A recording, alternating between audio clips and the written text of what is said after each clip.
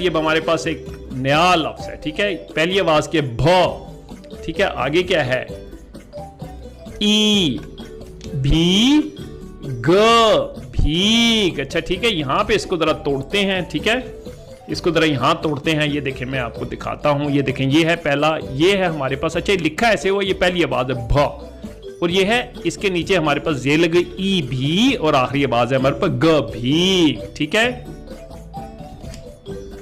آگے جی، تو آگے چلتے ہیں.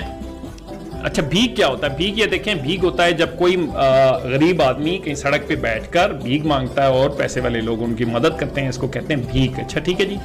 اچھا جی آگے ہمارے پاس نیا لفظ آ گیا. اب سٹارٹ کرتے ہیں جی. پہلی آواز کیا ہے اس کی؟ ٹھیک ہے، اگر آپ کو یاد ہو تو یہ آواز کیا ہے؟ پھو. ٹھیک ہے، پھو پھا. ٹھیک ہے، تھوڑا سا یوں ہوتا ہے.